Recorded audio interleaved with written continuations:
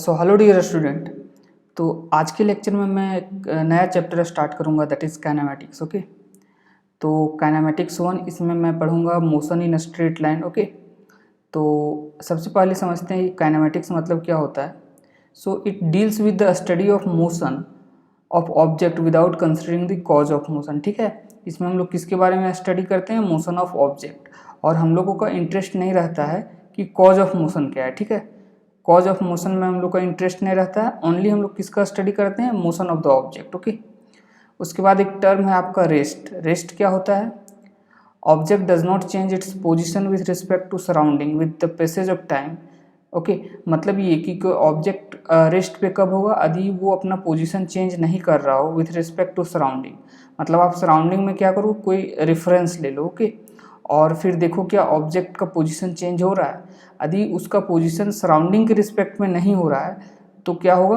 वो रेस्ट पे होगा। ठीक है, यदि ऑब्जेक्ट का पोजीशन सराउंडिंग के रिस्पेक्ट में या सराउंडिंग में किसी भी चीज़ को आप रेफरेंस ले लो। ओके, और देखो उसके रिस्पेक्ट में क्या ऑब्जेक्ट का पोजीशन चेंज हो रहा है।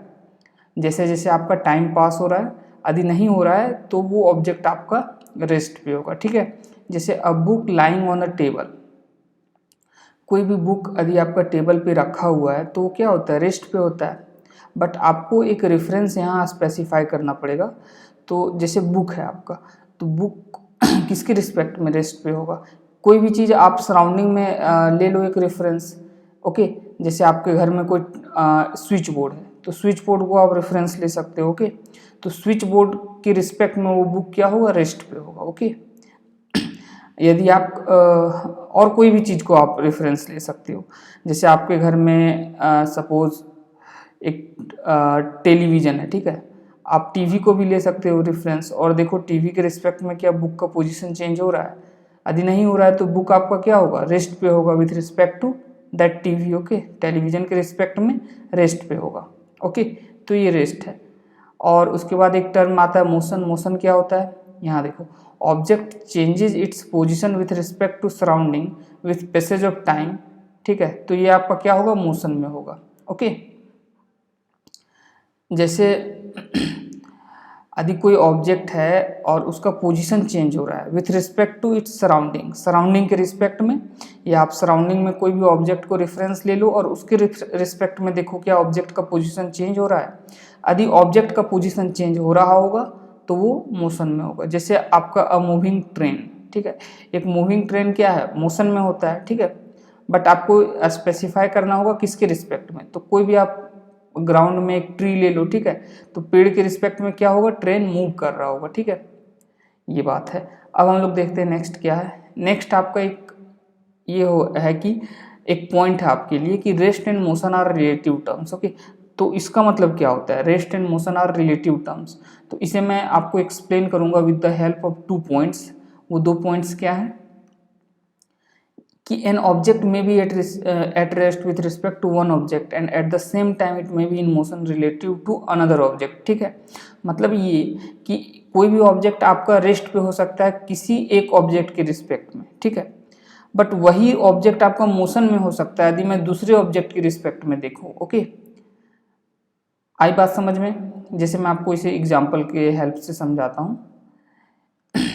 जैसे सपोज आपका एक कोई बस है और बस में 2 पैसेंजर है और एक आपका आदमी ग्राउंड में खड़ा है और बस आगे चल रही है। ठीक है, जैसे देखो ये आपका बस है, इसमें 2 पैसेंजर है ए बी। ठीक है, और बस आगे जा रही है। ठीक है, और उसके बाद आपका क्या है? एक पैसेंजर जो ग्राउंड पे खड़ा है, दैट इज सी। तो यदि मैं बी की बात करता हूँ, ठीक है, यदि मैं बी की बात करता हूँ तो बी आपका क्या होगा? ए के रिस्पेक्ट में ये रेस्ट पे होगा। ओके, क्योंकि दोनों तो बस में ही है। ओके, तो ए को क्या लगेगा कि बी रेस्ट पे है। यदि ए भी बस में है, बी भी बस में है, ए यदि बी को देखता है तो ए को क्या लगेगा कि बी तो अपना पोजीशन चेंज नहीं कर रहा है। ठीक है, विथ रिस्पेक्ट टू टाइम, तो बी क्या होगा? रेस्ट में होगा विथ रिस्पेक्ट टू ए। ठीक है, वही यदि सी है, सी बी को देखेगा तो क्या होगा? उसे क्या लगेगा कि बी मोशन में है क्योंकि वो बस में है और बस आगे जा रही है तो बी भी आगे जा रहा है। और जो ग्राउंड में सी है उसको क्या लगेगा? बी मोशन कर रहा है, उसको ए भी लगेगा मोशन कर रहा है। ठीक है, बट मैं बी की बात कर रहा हूँ अभी। तो उससे क्या लगेगा कि बी मोशन में है। तो यहीं देखो आप, यदि मैं बी की बात करता हूँ तो यदि मैं रेफरेंस ए को लेता हूँ तो ए के रिस्पेक्ट में बी क्या है, रेस्ट पे है। क्यों? क्योंकि ए के रिस्पेक्ट में बी का पोजीशन चेंज नहीं हो रहा है, ठीक है। बट सी के रिस्पेक्ट में बी क्या है, मोशन में है। सी के रिस्पेक्ट में बी मोशन में है। क्यों? क्योंकि सी के रिस्पेक्ट में इसका बी का पोजीशन चेंज हो रहा है। जैसे जैसे बस आगे जा रहा है तो इसका पोजीशन क्या होगा, चेंज होगा। पहले यहाँ था, फिर यहाँ आ जाएगा, फिर यहाँ आ जाएगा, सी के रिस्पेक्ट में, ओके। उसका पोजीशन चेंज होगा बी का, इसलिए ये मोशन में होगा बी विथ रिस्पेक्ट टू सी। इसलिए हमने बोला कि an object may be at rest with respect to one object and at the same time it may be in motion relative to another object, ठीक है। तो देखो आप, यही है बी आपका रेस्ट पे है विथ रिस्पेक्ट टू ए, और वही बी आपका मोशन में है विथ रिस्पेक्ट टू सी। एक और पॉइंट है इसी में, no object in the universe is at absolute rest और एट मोशन, ठीक है। मतलब कोई भी ऑब्जेक्ट आपका यूनिवर्स में एब्सोल्यूटली रेस्ट पे नहीं है, ठीक है, और एब्सोल्यूटली मोशन में भी नहीं है, ओके। जैसे मैं आपको बताऊं, जैसे सपोज एक आपका टेबल है, ओके, क्या है, एक टेबल है।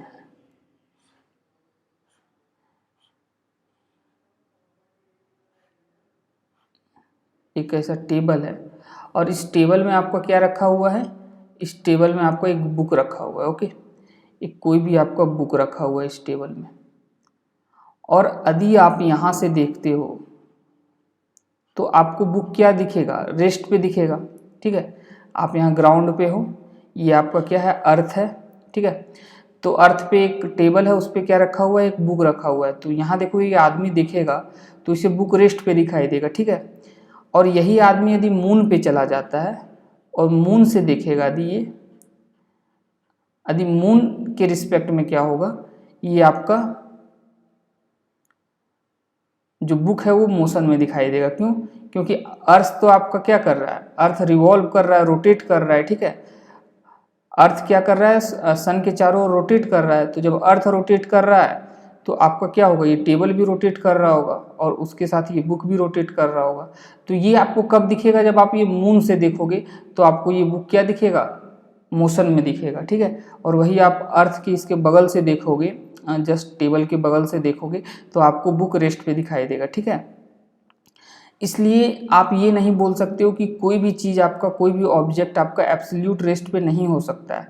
यहीं देखो आप, ये बुक एब्सोल्यूट रेस्ट पे नहीं है। क्यों? क्योंकि यहाँ के रिस्पेक्ट में तो रेस्ट पे है, बट मून के रिस्पेक्ट में क्या है, ये मोशन कर रहा है, ठीक है।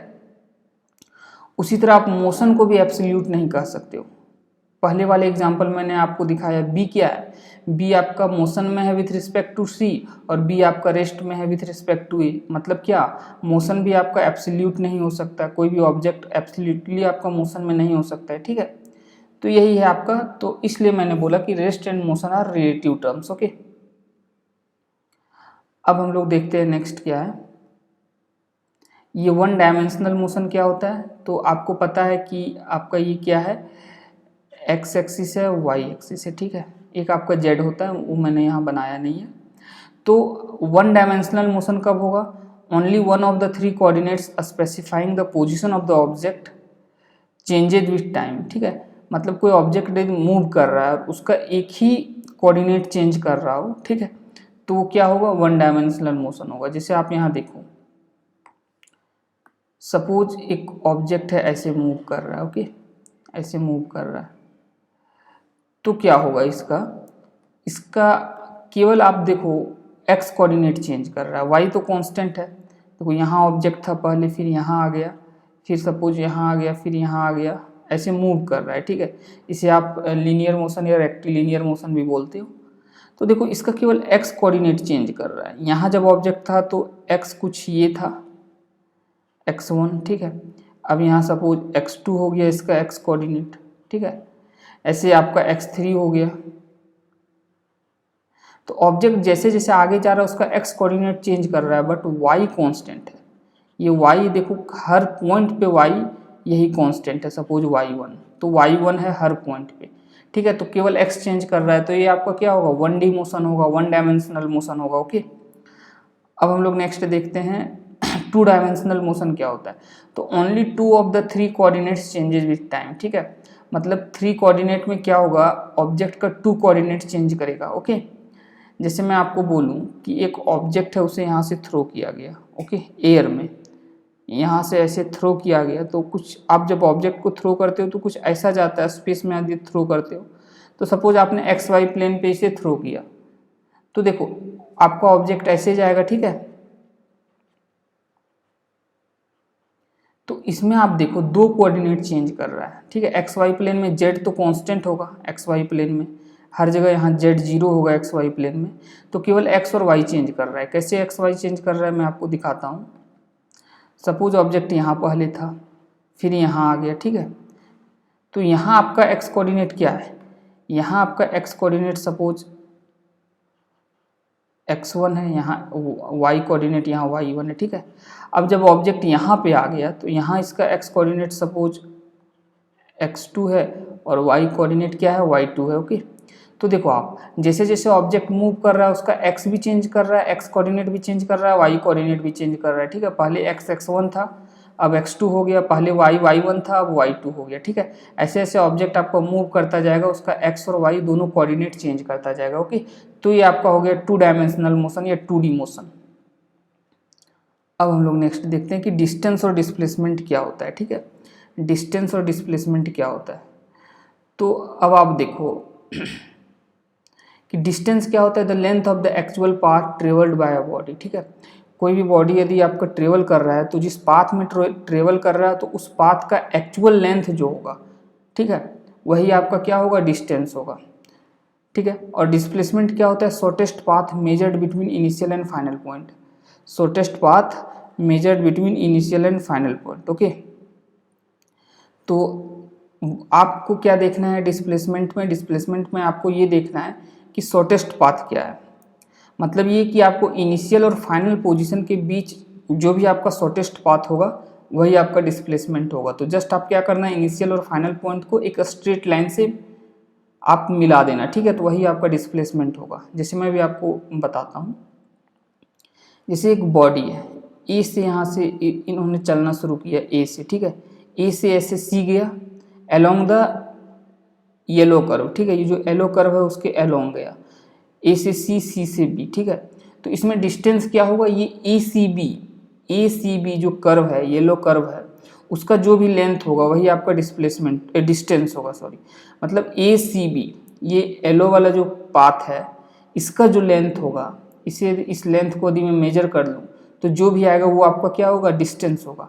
और डिस्प्लेसमेंट क्या होगा, डिस्प्लेसमेंट क्या होगा, तो डियर स्टूडेंट डिस्प्लेसमेंट के लिए क्या करना है आपको, shortest path measured between initial and final point. तो मतलब ये कि आपको शॉर्टेस्ट पाथ ढूंढना है ए से बी में, तो वो शॉर्टेस्ट पाथ क्या होगा, जस्ट ए और बी को आप एक स्ट्रेट लाइन से मिला दो, ठीक है, वही आपका डिस्प्लेसमेंट होगा। तो डिस्प्लेसमेंट आपका क्या होगा, जस्ट ए और बी को एक स्ट्रेट लाइन से ऐसे मिला दो, तो ये जो ग्रीन वाला आपका बना ये डिस्प्लेसमेंट है, ठीक है। ए बी ये जो ग्रीन वाला पाथ है ये आपका डिस्प्लेसमेंट है, ओके। चलो और कुछ पॉइंट मैं आपको बता देता हूँ डिस्टेंस और डिस्प्लेसमेंट के बारे में। आपका ये है कि इसका एसआई यूनिट क्या होता है डिस्टेंस का, डिस्टेंस का एसआई यूनिट क्या होता है, इसका एसआई यूनिट होता है मीटर, ठीक है। क्या होता है इसका एसआई यूनिट, मीटर, जिसे हम लोग एम से डिनोट करते हैं, ठीक है। और सीजीएस क्या होता है, सीजीएस आपका इसका सेंटीमीटर होगा, सीजीएस आपका सेंटीमीटर होगा, ओके। और क्या है इसमें, और डियर स्टूडेंट डिस्टेंस आपका पॉजिटिव हो सकता है, क्या हो सकता है ये, डिस्टेंस आपका इट कैन बी पॉजिटिव हो सकता है, ठीक है, या तो जीरो हो सकता है। पॉजिटिव होगा, आप जब भी मूव करोगे तो जो भी लेंथ आप मेजर करोगे तो लेंथ क्या होगा, पॉजिटिव ही होगा, ठीक है। और जीरो कब होगा, यदि ऑब्जेक्ट आपका रेस्ट पे है, मूव ही नहीं कर रहा है, तो डिस्टेंस क्या होगा, जीरो होगा, ओके। और डिस्टेंस आपका क्या होता है, ये स्केलर क्वांटिटी होता है, इसमें क्या होता है आपका डायरेक्शन नहीं होता है, केवल मैग्नीट्यूड होता है। ये क्या है आपका स्केलर क्वांटिटी।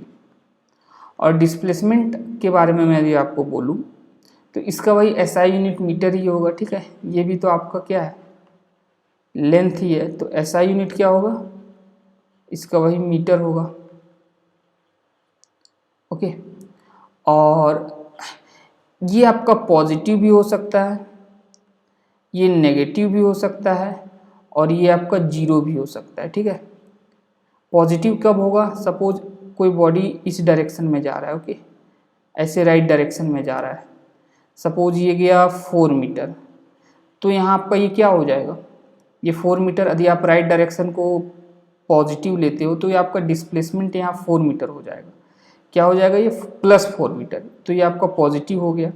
यही ऑब्जेक्ट यदि ऐसे मूव करता, उसके अपोजिट चला जाता 4 मीटर ऐसे, ठीक है, तो यहाँ आपका क्या होता? ये 4 मीटर है, तो यहाँ आपका जो डिस्प्लेसमेंट हो जाता वो नेगेटिव हो जाता। ठीक है, ये -4 मीटर डिस्प्लेसमेंट आपका हो जाएगा यदि अपोजिट जाएगा। और जीरो कब होगा? जीरो कब होगा आपका? जीरो कब होगा? तो जब इनिशियल और फाइनल पॉइंट आपका कॉन्साइड कर जाएगा तो आपका डिस्प्लेसमेंट क्या होगा? जीरो होगा। जैसे मैं कुछ एग्जांपल आपको दे देता हूँ जीरो वाला का। जीरो कब होगा आपका डिस्प्लेसमेंट? जैसे कोई ऑब्जेक्ट यहाँ से शुरू किया ए से, ठीक है, ए से बी गया और फिर बी से आपका वापस ए ही आ गया। ठीक है, तो यहाँ देखो इनिशियल पॉइंट क्या है? ए, फाइनल पॉइंट भी आपका क्या है? ए, तो इनिशियल और फाइनल पॉइंट के बीच शॉर्टेस्ट डिस्टेंस क्या होगा? जीरो, क्योंकि दोनों तो कॉन्साइड कर गया है। ओके, या तो आप क्या बोल सकते हो, कोई आपका एक कंप्लीट सर्कुलर पाथ में ट्रेवल करता है तो क्या होता है, जहाँ से शुरू करता है वापस वहीं आ जाता है, तो इनिशियल और फाइनल पॉइंट क्या हुआ? कॉन्साइड कर गया, तो आपका डिस्प्लेसमेंट क्या होगा? जीरो होगा। ओके,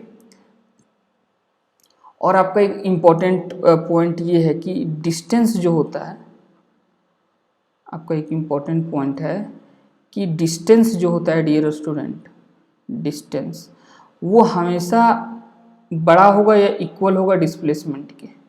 ठीक है,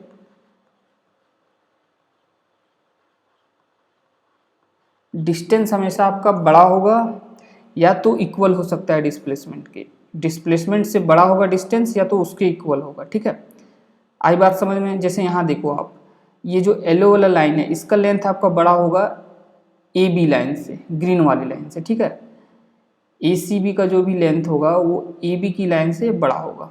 आई बात समझ में? और आपका इक्वल कब होगा? यदि कोई बॉडी स्ट्रेट पाथ में ट्रेवल कर रहा है, जैसे कोई बॉडी ए से बी गया एक स्ट्रेट लाइन में इन अ फिक्स्ड डायरेक्शन, ए से बी गया, ठीक है, स्ट्रेट लाइन में, तो इस केस में आपका जो भी डिस्टेंस होगा, डिस्टेंस इक्वल टू डिस्प्लेसमेंट यहाँ हो जाएगा। ठीक है, जब कोई भी बॉडी आपका स्ट्रेट लाइन में मूव करे इन अ फिक्स्ड डायरेक्शन, याद रहे फिक्स्ड डायरेक्शन। ठीक है, यदि ए से बी गया और बी से ए आ जाएगा, ठीक है, स्ट्रेट लाइन में ही, तो इस केस में बॉडी स्ट्रेट लाइन में मूव कर रहा है। ठीक है, बट यहाँ डिस्टेंस डिस्प्लेसमेंट इक्वल नहीं होगा, क्योंकि वो क्या किया, बॉडी डायरेक्शन चेंज कर लिया। ठीक है, फिर वापस ए में आ गया। तो डिस्टेंस डिस्प्लेसमेंट कब इक्वल होगा? जब वो स्ट्रेट लाइन में ट्रेवल करे विदाउट चेंजिंग इट्स डायरेक्शन। ठीक है, डायरेक्शन को वो चेंज ना करे, क्योंकि डायरेक्शन चेंज करेगा तो क्या हो सकता है, डिस्टेंस डिस्प्लेसमेंट अलग हो सकता है। ठीक है, और फिक्स डायरेक्शन में ट्रेवल करेगा स्ट्रेट लाइन में तो डिस्टेंस और डिस्प्लेसमेंट इक्वल होगा। तो ये एक केस है जब डिस्टेंस और डिस्प्लेसमेंट आपका इक्वल हो जाएगा, that a body travel in a straight line in a fix direction. Okay, और मैंने एक पॉइंट आपको बताना भूल गया कि डिस्प्लेसमेंट आपका वेक्टर क्वांटिटी होता है। ठीक है, वेक्टर क्वांटिटी होता है, इसके पास मैग्नीट्यूड भी होता है, डायरेक्शन भी होता है। देखो यहाँ डायरेक्शन क्या होगा, इसका डायरेक्शन हमेशा इनिशियल पॉइंट से फाइनल पॉइंट की ओर होगा। तो इनिशियल पॉइंट ए और फाइनल पॉइंट क्या है, बी है, तो इसका डायरेक्शन इनिशियल पॉइंट से फाइनल पॉइंट की ओर होगा, मतलब इस डायरेक्शन में होगा। ठीक है, इनिशियल पॉइंट से फाइनल पॉइंट की ओर इस डायरेक्शन में होगा। ठीक है, इस डिस्प्लेसमेंट का डायरेक्शन। आई बात समझ में? यदि ये ए से बी जा रहा है तो ओके। तो ये है, अब हम लोग कुछ क्वेश्चंस देख लेते हैं इस पे। तो जो ये मेरा पहला क्वेश्चन है आपका, सपोज एक आपका ये पॉइंट ए है। ओके, एक बॉडी ए से चलना शुरू किया, ऐसे ए से चलना शुरू किया और वो कहाँ आ गया, ये सेमी सर्कुलर पाथ है। ओके, सेमी सर्कुलर पाथ, तो ए से बी आ गया। तो आपको बताना है कि इसमें डिस्टेंस क्या होगा, इसमें डिस्टेंस क्या होगा और आपको बताना है कि इसमें डिस्प्लेसमेंट क्या होगा यदि एक बॉडी सेमी सर्कुलर पाथ में ट्रेवल करता है। ठीक है, रेडियस क्या है 40 मीटर। तो देखो आप, डिस्टेंस क्या होता है, डिस्टेंस क्या होता है, डिस्टेंस आपका होता है length of the actual path. तो मतलब ये जो ग्रीन वाला पाथ पे ये जो चला है सेमी सर्कुलर पाथ, तो ये जो ग्रीन वाला पाथ का जो लेंथ होगा वही आपका डिस्टेंस होगा। और ये क्या है आपका half of the circumference of the circle, तो क्या होगा ये आपका हो जाएगा पाई इंटू आर। ठीक है, हाफ ऑफ द सर्कमफेरेंस क्या होता है पाई इंटू आर, कंप्लीट क्या होता है 2 पाई आर, तो हाफ क्या होगा पाई इंटू आर। तो इसे जब आप सॉल्व करोगे तो ये आपका आ जाएगा, पाई आपका क्या है 3.14 होता है और आर क्या दे रखा है 40 मीटर। ठीक है, so this is equal to, ये आप जब सॉल्व करोगे तो ये आपका अप्रोक्सीमेटली क्या आ जाएगा 126 मीटर। Okay, 126 metre.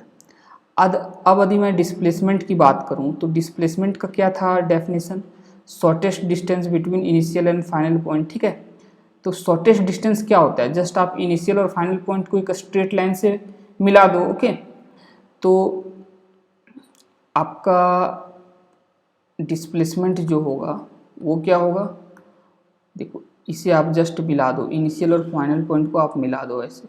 ठीक है, ये आपका क्या होगा डिस्प्लेसमेंट हो जाएगा। ओके, और डायरेक्शन क्या होगा ए से बी की ओर, मतलब ये आपका डायरेक्शन होगा। ओके, तो यदि मैं डिस्प्लेसमेंट की बात करूं तो एक्चुअली मैं डिस्प्लेसमेंट का मैग्नीट्यूड निकाल रहा हूं। ठीक है, कि डिस्प्लेसमेंट का मैग्नीट्यूड क्या होगा, तो ये आपका क्या हो जाएगा, ये डायमीटर के इक्वल है। किसके इक्वल है, diameter, that is 2 into R, that is 2 into 40, this is equal to 80 metre. Okay, क्या है आपका ये 80 मीटर है। अब देखो आप, ये आपका 80 मीटर हो गया, तो ये क्या है डिस्प्लेसमेंट का मैग्नीट्यूड है। ठीक है, क्यों मैग्नीट्यूड है, अभी मैंने यहाँ डायरेक्शन स्पेसिफाई नहीं किया, तो इसे मैं क्या बोलूँगा, this is magnitude of the displacement. Okay, 80 metre. अब हम लोग नेक्स्ट क्वेश्चन देखते हैं। नेक्स्ट क्वेश्चन क्या है आपका, a man has to go 50 metre due north, ठीक है, 40 metre due east and 20 metre due south to reach a field. Then part A, what distance he has to walk to reach the field, and part B, what is his displacement from his house to the field. Okay, मतलब एक कोई आदमी है जो 50 metre जा रहा है north के डायरेक्शन में। ओके, और 40 मीटर जा रहा है ईस्ट के डायरेक्शन पे, और उसके बाद 20 मीटर साउथ डायरेक्शन में। तो आपको बताना है डिस्टेंस क्या होगा और डिस्प्लेसमेंट क्या होगा। ठीक है, तो यदि मैं ड्रॉ करूँ, आपको ये डायरेक्शन पता होगा। ओके, आपको ये डायरेक्शन पता होगा, ये क्या है आपका north, this is south, this is west and this is east. Okay, अब देखो क्वेश्चन में क्या बोला गया है, क्वेश्चन में क्या बोला गया है, क्वेश्चन में आपका बोला गया है कि ये 50 मीटर नॉर्थ के डायरेक्शन में जा रहा है, तो नॉर्थ क्या ऊपर की ओर है, ये आपका नॉर्थ है। ठीक है, ऊपर की ओर नॉर्थ है, तो पहले आप क्या करो 50 मीटर ऐसे नॉर्थ बना लो, आप ऊपर की ओर गया। ठीक है, ओके, ये कितना है आपका 50 मीटर, क्या है ये आपका 50 मीटर। ओके, उसके बाद नॉर्थ डायरेक्शन में, उसके बाद आपका क्या है 40 मीटर ड्यू ईस्ट, ईस्ट किधर है, इधर ईस्ट है। ओके, तो आपको ईस्ट डायरेक्शन में कितना जाना है, ये आपको 40 मीटर है, 50 मीटर है, इस डायरेक्शन में आपको जाना है 40 मीटर। ठीक है, इस डायरेक्शन में कितना जाना है आपको 40 metre.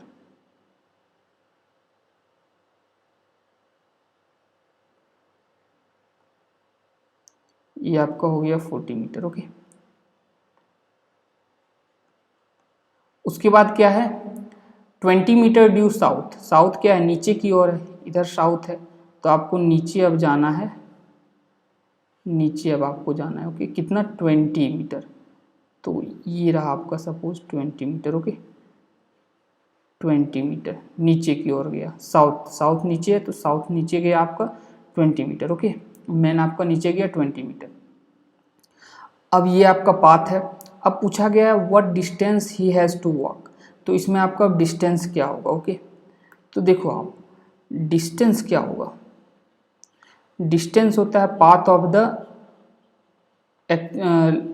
Actual length of the path travelled by a body. ठीक है, तो देखो कितना ट्रेवल किया, ये पाथ ये 3 पाथ है, तो तीनों का लेंथ हम लोग ऐड कर देते हैं, तो 50 + 40 + 20। ओके, ये आपका आ जाएगा 110 मीटर, ये आपका डिस्टेंस है। ओके, अब देखो यदि मैं डिस्प्लेसमेंट की बात करूं, तो डिस्प्लेसमेंट क्या होगा, तो देखो डियर स्टूडेंट आप यहाँ डिस्प्लेसमेंट क्या होगा, इनिशियल पॉइंट ये है, फाइनल पॉइंट आपका ये है। ओके, इनिशियल ये, फाइनल ये, शॉर्टेस्ट डिस्टेंस क्या होगा, जस्ट एक स्ट्रेट लाइन से दोनों को मिला दो आप, इनिशियल और फाइनल पॉइंट। ओके, ये आप मिला दो ऐसे, तो यही आपका क्या हो जाएगा, यही आपका डिस्प्लेसमेंट हो जाएगा। ओके, तो ये कैसे निकलेगा, तो आप देखो यहाँ ये कितना होगा, ये भी आपका 40 होगा। ठीक है, कितना होगा ये आपका 40 होगा, और ये लेंथ कितना होगा, मैं इस लेंथ की बात कर रहा हूँ, ये लेंथ कितना होगा, देखो इधर 50 है और इधर 20 है, तो 50 - 20 जो होगा वो 30 होगा यहाँ पे। ठीक है, तो ये 30 मीटर हो गया, ये 40 मीटर हो गया। डिस्प्लेसमेंट क्या है, ये लेंथ डिस्प्लेसमेंट है, तो आप पाइथागोरस का यूज़ करके डिस्प्लेसमेंट का मैग्नीट्यूड बताओ क्या होगा सो, तो 30² + 40², पाइथागोरस का यूज़ करेंगे तो ये मेरा हाइपोटेनस निकल जाएगा, ये 90 डिग्री है। ओके, तो हाइपोटेनस वही आपका डिस्प्लेसमेंट है, तो ये आपका कितना आएगा, ये आपका 2500 आएगा, and this is equal to 50 metre. ठीक है, this is equal to 50 metre. अब ये तो आपका क्या है, डिस्प्लेसमेंट का मैग्नीट्यूड आया। डिस्प्लेसमेंट क्या होता है, वेक्टर क्वांटिटी होता है, तो आपको कुछ डायरेक्शन भी स्पेसिफाई करना होगा। ठीक है, तो देखो डायरेक्शन कैसे निकालेंगे, तो सपोज ये आपका क्या है, थीटा है। ठीक है, तो ये थीटा निकाल लेते हैं क्या है, तो थीटा आपका क्या होगा, थीटा आपका होगा, आप ऐसे समझो, टेन थीटा क्या होगा आपका, tan theta P/B that is 40 base क्या है आपका ये 30, तो 4/3। ठीक है, तो यहाँ से आपका थीटा क्या आ जाएगा, tan इनवर्स 4/3, क्या आ जाएगा, tan इनवर्स 4/3। ओके, तो अब देखो यहाँ से आप क्या बोलोगे कि इसका जो डिस्प्लेसमेंट होगा वो क्या होगा, डिस्प्लेसमेंट जो होगा आपका वो tan इनवर्स 4/3, यहाँ tan इनवर्स है। ठीक है, just a second, tan inverse 4/3, tan inverse 4/3 north to east कैसे, इधर है आपका। ठीक है, ये जो आपका क्या है, ये डिस्प्लेसमेंट है, तो ये किधर है आपका, इस डायरेक्शन में है।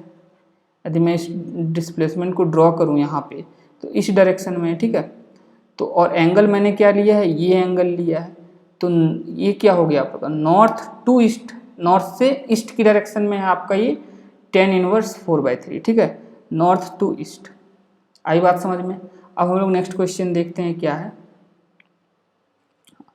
ये क्वेश्चन है आपका, a particle start from the origin goes along the X axis to the point 20 metre, 0 and then returns along the same line to the point -20 meter, 0. Okay, find the distance and displacement of the particle during the trip.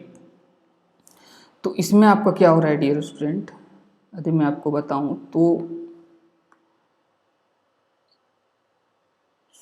एक मैं ऐसा draw करता हूं, ये origin है। ठीक है, अब देखो आप, ये आपका 0 है, तो सबसे पहले क्या हुआ आपका, ये 0 से कहाँ गया, ये आपका क्या होगा, ये 20 मान लेता हूँ, तो ये आपका 20, ये 0 है। ओके, ये मैंने क्या ड्रॉ किया है, मैंने एक्स एक्सिस ड्रॉ किया। ओके, क्या ड्रॉ किया, एक्स एक्सिस। ओके, तो ये आपका 20,0 है। ओके, और तो आपका ऑब्जेक्ट क्या करता है, यहाँ से शुरू करता है, ओरिजिन से स्टार्ट कर रहा है। ठीक है, ओरिजिन से स्टार्ट कर रहा है और अलोंग द एक्स एक्सिस कहाँ जाता है, 20 मीटर पे। ठीक है, मतलब ऐसे होके ये यहाँ आता है। ठीक है, and then returns along the same path, same line to the point -20,0। तो -20 यहाँ होगा आपका। ओके, तो अब उसी पाथ के अलोंग, ठीक है, उसी पाथ के अलोंग, ऐसे ये मैं पाथ अलग ड्रॉ कर रहा हूँ बट आप समझना ये इसी पाथ के अलोंग जा रहा है। ठीक है, जिस पाथ से वो आया था उसी पाथ के अलोंग, ठीक है, इससे वही पाथ में जा रहा है। ठीक है, मैंने जस्ट अलग ड्रॉ किया ताकि आप समझ पाओ। उसी पाथ से ये फिर चला जाता है -20,0 पे। ठीक है, तो आपको डिस्टेंस बताना है और डिस्प्लेसमेंट बताना है। तो देखो डिस्टेंस तो बहुत आसान है। डिस्टेंस क्या होगा, तो distance is the length of the path. देख लो जिस पाथ में चला है उसका लेंथ क्या है। तो पहले यहाँ से स्टार्ट किया, suppose this is A B C, तो ए से बी क्या है आपका 20 लेंथ ऑफ द पाथ। ठीक है, उसके बाद फिर बी से सी क्या है 20 + 20, ये 20 और ये 20, 40, this is equal to 60 metre. Okay, A से बी ये लेंथ कितना है 20, और फिर बी से सी ये complete path of the length में निकाल रहा हूँ जिसमें वो ट्रेवल किया है, तो दिस इज 60 मीटर। अब यदि मैं डिस्प्लेसमेंट की बात करता हूँ, तो ये क्या होगा, तो देखो आप डिस्प्लेसमेंट में क्या है, shortest distance between initial and final point. Okay, तो हमें बस इसमें इनिशियल पॉइंट और फाइनल पॉइंट से मतलब है। शुरू कहाँ से किया था, स्टार्ट किया था ए से, तो ये आपका इनिशियल पॉइंट हो गया। फाइनली वो गया कहाँ, सी पे, तो ये आपका फाइनल पॉइंट हो गया। और इसे मैं जस्ट मिला दूँ इनिशियल से फाइनल पॉइंट, इस डायरेक्शन में आपका ये डिस्प्लेसमेंट होगा, येलो वाला। ठीक है, तो डिस्प्लेसमेंट आप क्या लिखोगे, आप डिस्प्लेसमेंट लिखोगे, फाइनल पोजीशन क्या है -20, आप ऐसे लिख सकते हो, final position minus initial position that is equal to -20 metre. ठीक है, तो यहाँ माइनस आपको शो करना होगा। ये माइनस क्या बताता है, ये डिस्प्लेसमेंट वेक्टर क्वांटिटी है, तो ये 20 तो मैग्नीट्यूड है और यही माइनस आपका डायरेक्शन बताता है कि डिस्प्लेसमेंट आपका नेगेटिव एक्स एक्सिस में, इस डायरेक्शन में, माइनस यही शो कर रहा है कि 20 इस डायरेक्शन में है। ठीक है, प्लस रहता तो इस डायरेक्शन में शो करता। ठीक है, माइनस है तो इस डायरेक्शन में आपका शो कर रहा है, तो आप ऐसे लिख सकते हो। और यदि आप केवल मैग्नीट्यूड बताओगे, यदि आप डिस्प्लेसमेंट केवल बोलते हो magnitude that is 20 metre is displacement, तो ये कम्प्लीटली आपका करेक्ट नहीं होगा। ठीक है, 20 मीटर आपका क्या है, डिस्प्लेसमेंट का मैग्नीट्यूड है। इससे ये नहीं पता चल रहा है कि 20 मीटर किस डायरेक्शन में, 20 मीटर इस डायरेक्शन में भी हो सकता है, 20 मीटर इस डायरेक्शन में भी हो सकता है, इस डायरेक्शन में भी हो सकता है। ठीक है, तो माइनस आपका यही डायरेक्शन शो कर रहा है कि नेगेटिव एक्स डायरेक्शन में होगा। ठीक है, यदि आप केवल 20 मीटर लिखते हो तो आपको डायरेक्शन स्पेसिफाई करना होगा that 20 metre in negative direction, okay, negative direction.